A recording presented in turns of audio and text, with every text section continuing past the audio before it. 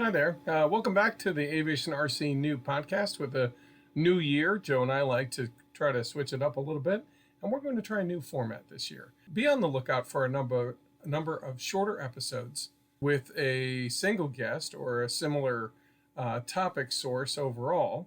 And what we're going to do is we're going to have one episode that'll be us talking about our week, another episode on a history that we talk to with our guests. If we have any guests that week, then we'll have 1 to 3 releases on the main topic, which is going to be whatever topic we choose that week. It'll be, if it's a guest, it'll be getting to know our guests. It'll be them talking about their specific set of expertise, as well as maybe things that are extraneous to that. That might be a separate episode because we find that kind of stuff interesting as well. And then what we're going to do is we're going to release that over 2 weeks. And at the very end of that, 2 or 3 weeks, and at the very end of that, we will put a release of the entire episode all in one piece, kind of like we usually do. And that's kind of how we're going to go format it from here on out. Let us know what you think in the comments. We look forward to hearing from you soon. And without further ado, let's listen in on episode 100 with Albion Bowers.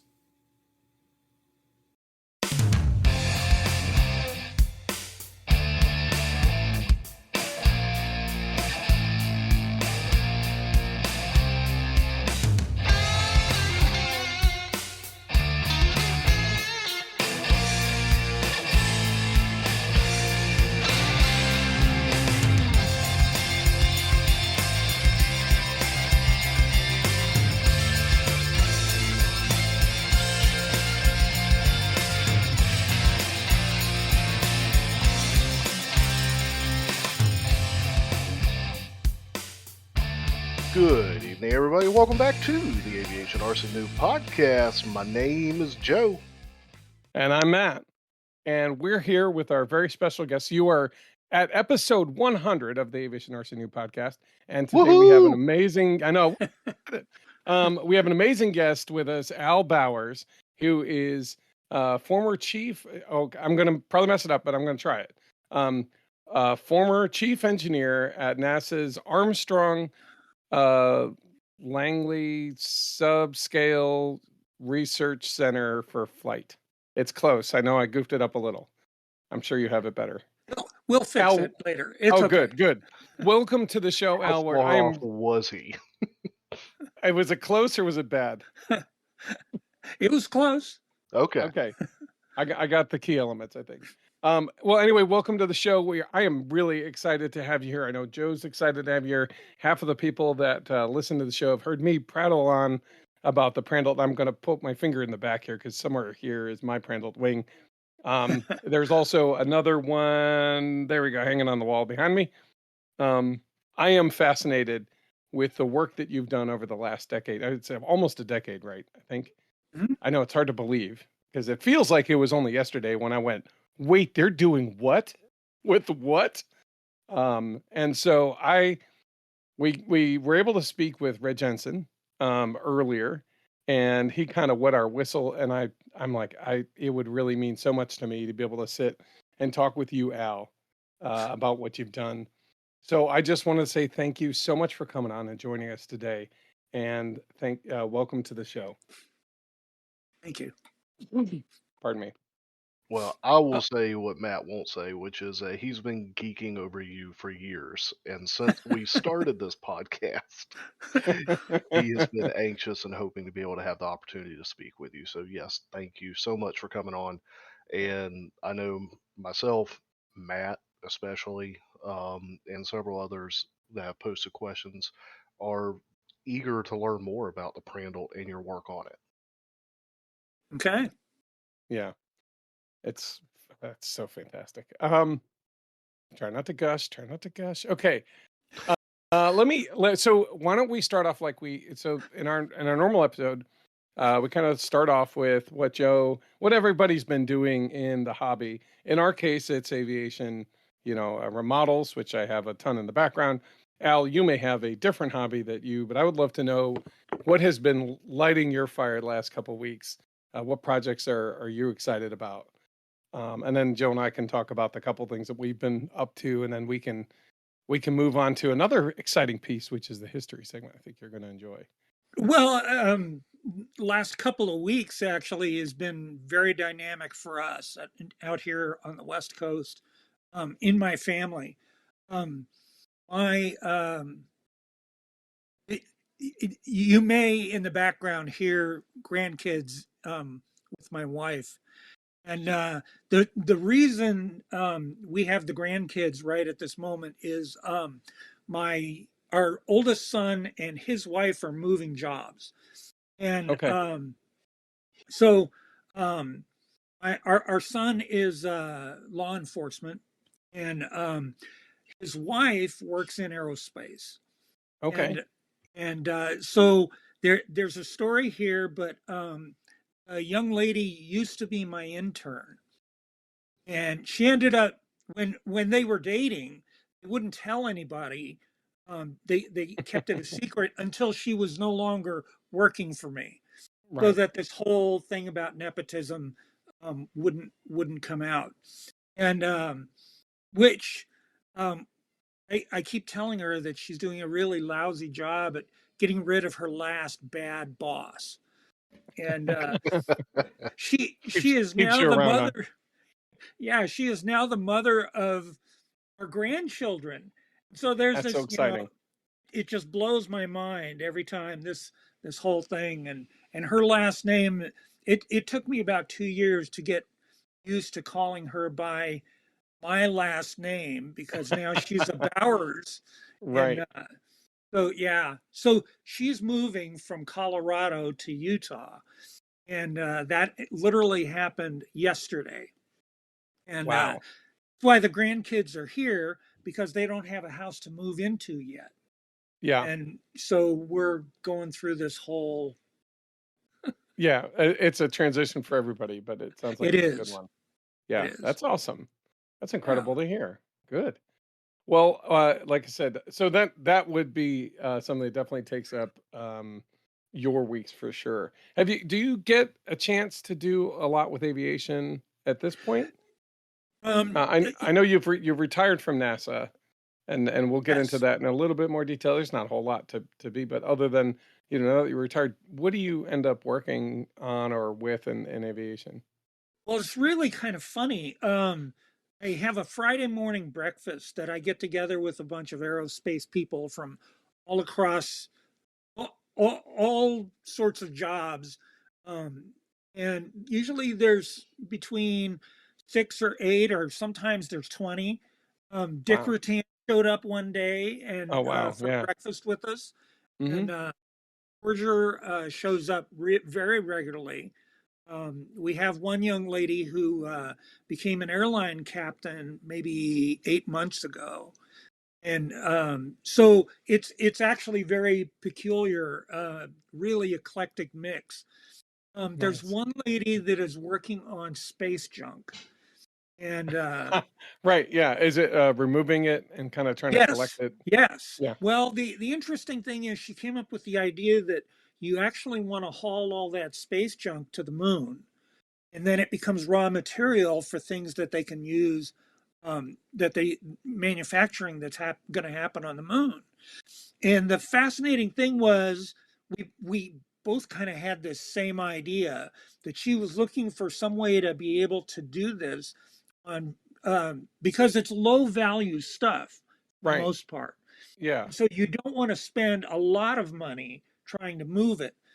And I said, there was this guy, Edward Bell Bruno, and he has this brilliant idea of using just small impulses of Right. gravity, and by lining things up with the orbits and hitting your apogee at certain points and just getting these small pulses in gravity from the moon, you actually can alter your orbital position and deliver stuff.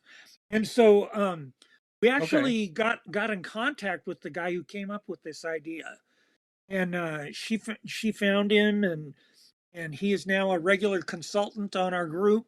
And Edward Bell That's like Bruno, he's a professor, and sci-fi become real, right? it is. And I mean, the if you look crazy at some of thing, the short stories about space back in the 50s and 60s, which is, yeah, there really were about like you basically jettison yourself in a little pod and you just like inflate a plastic bubble and you live in space in this sort of yes, weird habitat. And that was a lot of yes, which, and some of that was about, hey, what kind of professions would you have? Other than exploring would be mining and doing this like maintenance of the we'll call it the spaceways, right? Yeah, of that was pretty hardware, cool. yeah. Yeah, yeah, really cool. So, but anyway, this is just some of the eclectic sort of stuff that comes up during our breakfast that we get together, and these breakfasts always turn into 2.5 hour marathon sections of just ideas flying all Oh over my the God. place, and people working on Spaceship Two, and people working on the boom, the Hmm. supersonic Yep. jet. Yeah. Yeah, and Was it very eclectic QX mix. 57 or 59, I think is the original like test project? No, well, X-59 is That's the one I'm thinking of. yeah, different animal. And Okay, okay. I'm actually working with two of the people that are on that. And well, having breakfast with them. And Okay. Yeah. we have conversations about all how do Oh my when you guys did this on this so and so airplane, how did you solve that? And, okay, here, let me show you. I'll get Right. out the reports and send that stuff to them. And Oh, nice. Yeah. Well, I yeah, mean, that's really exciting because our history project this week is about the X-15. I think I mentioned it to you, and it seems so much like it's an echo of that same yeah, passion and drive to do the impossible. And then as you're doing it, you realize all these little like, oh my gosh, how in the world are we going to do this? And the idea is that people that engineers and pilots and whatnot have come up with are really ingenious. And sometimes, it's one of those like you just use bubble gum, man. You just get it right. done, you know. And it's funny because it's kind of this mix of all those things. It's pretty cool. Um, really cool. That sounds like a great way to spend. What is it? A weekend morning? Like Yeah. awesome. Oh yeah. Oh yeah. I'm a little jealous. Maybe I need to look around and see if I can find something like that around me. I know there's an airport in Boone and they do that kind of thing. They have like I think it's like a pilots meeting or something like that. And they have a museum with probably about like 30 or so aircraft, as well as a lot of models of other aircraft and a lot of great resources and things like that. But it's attached to a real airport, you know, out in the mountains of North Carolina. And it was very enticing when I went to visit to be like, maybe I should come back over the weekends and help them restore a couple planes, because that's part of what they did. It was really neat. Yeah. It's one of the original stations for the Piedmont Airlines, as that's part of why I think it has a big presence there. Anyway, okay. Let's see. Joe, what have you been up to? Have you been up to doing much other than Work and trying not to damage the FT Edge as I've been moving oh stuff. yeah, Had a table collapse that it Oh, was on in the garage, and yeah, it seems to be fine. okay. I think it's going to be all right. It'll be a little while before I can do any sort of testing on it. I'll take this time to pose a idea to Mr. Bowers. I read an article. Sometimes I lay in bed at night and just flip through and see what the recommended articles that come across my screen are. And there was one that the captiony title was definitely eye catching and intended to like click on me, you want to read me, and it was space cable to the moon is feasible.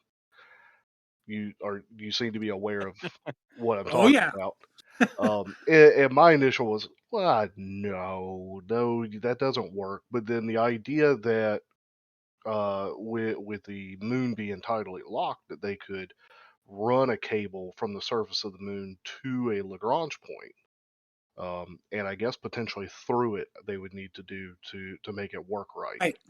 Right. and and the Because the you'd have to forces support the weight of the involved. cable. Hmm. Yeah. And so Matt, the way that would work, you No, go. I'm like, in my head was originally like when you said that, I'm like, oh, you can't connect the moon and the Earth, or it's spinning too fast for that to really make any sense. But I'm like, okay. But when you're like, no, hook it to a Lagrange point, I'm like, oh, whoa, bring it to a saddle point. That's a totally different ball of wax. But you have to take Yeah. it beyond the Lagrange Well, point so that right. the gravity forces counter out. It is weird Equal. that I guess the primary force is not. It's like within the Lagrange point. I don't know the force Right. distribution, Yeah. but The tension force kind of pulling it, right. The mass of each end, right, pulling it apart. mhm. The highest tension is going to be near the center, where there's more stuff on each end, right? Yeah, again, I'd have to look That's really into it to see awesome. what the force distribution was. But their idea with that was being able to use a space elevator starting at the end of that, and you rocket up to it at a point where it's not in geosynchronous, but it's in slow enough orbit that you could get to it and dock Wow. and then run the elevator to the moon. And the reason I thought about that was with you talking about the lady that's working on space junk. I My initial thought was, well, I wonder if there's a way to utilize that, put a big net on it, and let it catch stuff. But then I don't know how feasible. But if she's Right. not aware, I wonder if that would play anything into her thoughts on that. Okay, so I was the one that actually worked on some space junk ideas maybe a decade ago. And one of the things that you have this stuff that's moving at several kilometers a second Hmm. that you're trying to catch. Well, it turns out that there's these ultra high molecular weight polyethylenes where it's the molecular bonds, and as they shear, you absorb all this energy. Oh, And okay. okay, So it's like and a energy absorber, like a crash zone almost. exactly.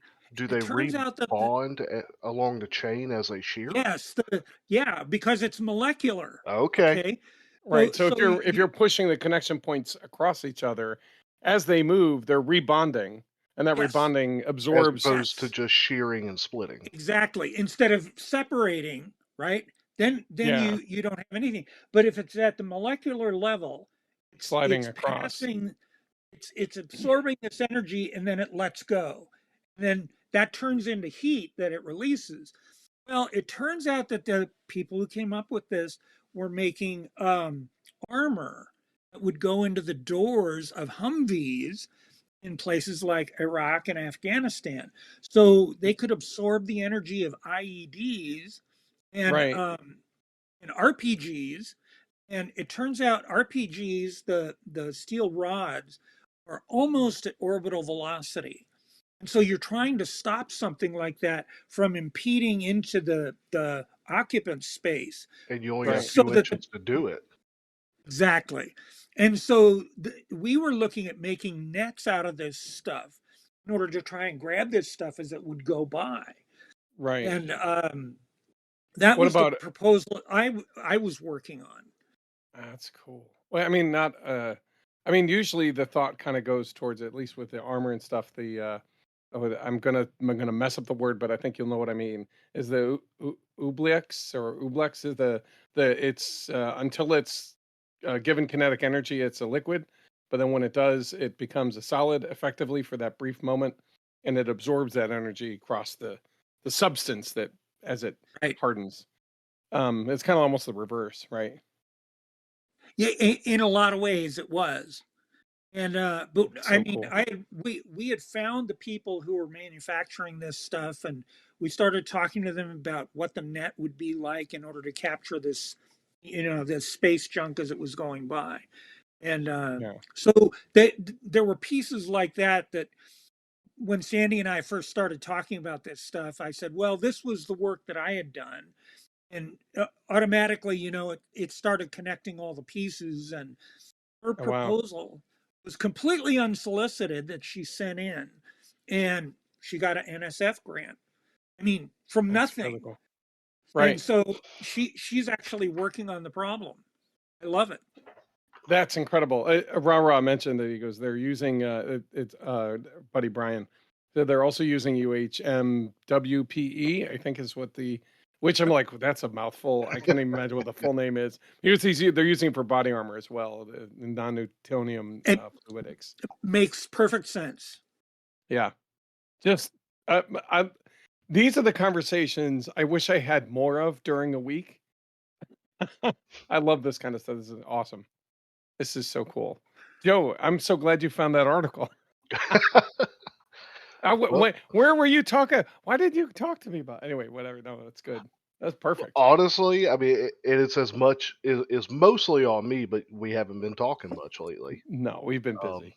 And honestly, I'm surprised I remember that article, and I was going to flip right past it because it had one of those Yeah, clickbaity titles of like space elevators are real, and I was like, yeah, and I went past we've it. And heard that before. I went past. I said, let me loop back on that. I'll Yeah, bite. Let's see what's up. that picture looks too good. I gotta see. And then, and up until the point that they mentioned the Lagrange point and going through it as they were talking about a cable from the moon, I was like, nah, that's ridiculous. Yeah. And then they said Lagrange point. I was like, oh, wait a minute, Yeah, wait a second. This is a different hold up, formula here. Let me. we're cooking. Nice. Yeah. I will have to say that I basically am the only thing I've been doing is that what you've been. That pretty much sums up what you've kind of been tackling, keeping your edge clean, as it were, and looking up space stuff. Sure. Just work, trying to get things moved forward. Okay. Work related, I'm writing a program unsolicited, but me and my That's cool. mentor are co-writing a program that wouldn't leave the company. It'd be for our internal use. But that's been a fun That's project. good though. Yeah. Getting back into programming a bit and learning some things and how to go about doing some different things. So Yeah. No, that's learn. Honestly, that's part of the exciting part of doing things at work when you get a new project or a new procedure you're really kind of delving into. We're going, wait a second, we can do this now. It's like, oh, I can use this to do other, whatever mhm. things you probably had in your head, like, man, the software or the hardware or whatever it is doesn't really fit up to that. But like all of a sudden, something new comes out and you're like, wait a second, we can revisit this idea. This could help. Those are always, to me, they're the kind of exciting parts of doing work. Well, the exciting part with that was, and I won't spend too much time on it because it's a hobby podcast, not a work podcast. Uh, I call him my mentor. We were talking, and it revolves around some API calls, and basically, I was like, well, we could do this thing, and he said, yeah, we can, but the system breaks. There's some rules in place that stop working when it's done this way. And I started doing some testing with it and was like, well, I think this might be why they're breaking. There's these missing fields that aren't documented, but they're there. And from there, we're off to the races. You're like, wait a second. Yeah, Ding, ding, ding. he perked up and he said, hold up, wait a minute. Wait a minute. Nice. Let him cook. I'm so glad you shared that with me, Joe. Yeah. Nice. Good. Well, that sounds. I know. I'm looking forward to hearing how that project continues to shake out as you keep working through it, because I know you're really excited about it. It's really good stuff. So your turn. Mine was there's a looking at canards again. My head is still on a project that I was hoping to do this past summer, and this summer it's basically a airborne aircraft carrier, Al, an RC one. So it's got to have a big, large platform to land on, big enough where if you're flying it from an FPV camera, and I had one here, but they're really small, so you can get a pretty small plane that kind of like zooms up, and then I wanted to have it land, but I figured if it's a canard configuration, it maintains a relative flatness. And then part of what I was thinking is, if that works out, I might be able to, I'll call it, add the Prandtl twist to the ends to create a level, relatively shallow coordinated turn without rudder. Because the rudder is honestly genuinely in the way for these. Because if you're trying to keep a flat deck, either your rudders are down below, which makes landing difficult, which is part of what the history, the X-15 kind of discovered. Like, okay, we're gonna need this, but we're gonna have to just jettison it if we're gonna land. Like, just get rid of it. Like, okay, that's not what I want to do with my RC craft. But so my thought was, if I had a canard and if I had these wingtips, I wanted to play around with if I can get it to basically do what the Prandlt wing does as far as gentle turning. I'll have a nice long loiter craft, and if I can put some solar power to reduce the amount of net energy used, right? Keeping it a longer loiter time, that we might have a lot of fun with it at the flight festivals. Like literally I got a bunch of these like circle planes. I don't know if you can see them, but they're about, and basically have a bunch of discs that shoot out of the bottom. They go fly around and then they go try to land on the top. And then people just like, here, just take this controller. It goes to one of those planes up there. We're going to launch in 3, 2, 1, go. And then, have people have fun. I'd have FPV. I'd have a screen in front of me that has the FPV feeds from the different parts of the plane, and then just goof around with it for a couple hours at a festival, So that's the dream. So with that, I wanted to play with an aircraft or two that have known canards that succeed, right? So I've got one that basically, it's a glider. It's like some XTC. Is it Dale XTC? And it's basically, it looks like an X-Wing fighter to a degree. There's a long wing, there's a V shape, and I'm not going to be able to pull it up because I won't find it anymore. We've been doing so many other things since then. But it's the same airfoil shape in the front and the little canard. And then it's a big, long, wide wing with an isosceles triangle in the back. And then so it creates like a V-tail effect for rudder control. And so I wanted to play with that. I figured it's a nice light thing, but I can also take that because it's the same shape throughout pretty much the entire length. I can also hot wire it out of XPS foam, which makes a really simple, once the setup is there, it makes it a real simple, quick build that I can give another go. I also wanted to test, is this lighter, the XPS foam, or making it out of Dollar Tree foam board, which is the lighter way to build it, right? Can't possibly just be okay with that I can build it, right? I have to figure out which is the better way, right? What was the answer to that question? I don't have an answer yet. My bow needed a new wire by the time I was ready to get to it. Okay. So I since purchased wire, but there have been holidays in between and I haven't been able to get back to it. So, and to that effect, I also hot wire cut, and we were talking about doing an XPS cut quickie with some of the formers and things like that, and then skinning it with foam, like a EPP foam or something like that. And I didn't use a wire cutting table, which would have been the best way. I thought if I have one side that's stable, I'm good. I could cut. It'll be great. What I didn't realize is hot knife through butter means there's no resistance on the other side, really. And so the backside is a wavy mess. So it's going to require a lot of sanding, a little bit more work than I anticipated. Again, the holidays came a little bit quicker for Thanksgiving. So I was just like, all right, we'll just put this over there. It's literally behind me here, but put it over there and I'll get to it in the next week. I'm going to have some time off in between the holidays here, between New Year's and stuff. So that's my plan, is to kind of work on that stuff. I'd love to get those models kind of checked out, find some successes so I can see if I can start implementing in January the rest of the ideas and getting a shape that I'm happy with to scale up. And by scale up, I'm talking, scale up like the wing in the back here. We're talking a 8-foot wingspan kind of deal, or 12 foot. For RC, that's huge.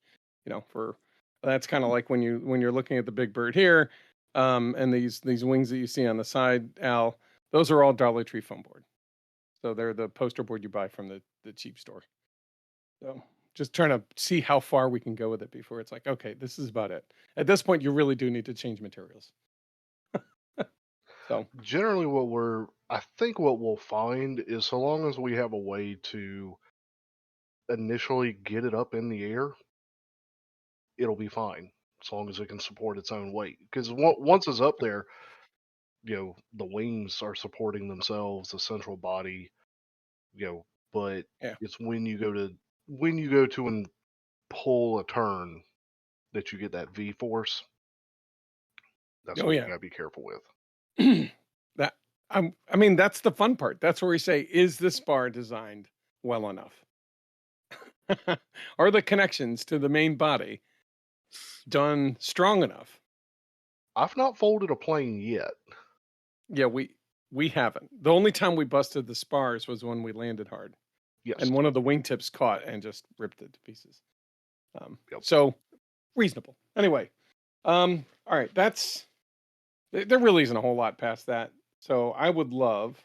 I know we have a little bit of housekeeping. It is the 100th episode, so we have a giveaway today, and we will have a giveaway for those who are listening in our YouTube channel later. So today, if you are listening on our Discord channel and you've been a member of that community, you've had an opportunity to submit questions to Al or for Al to answer later.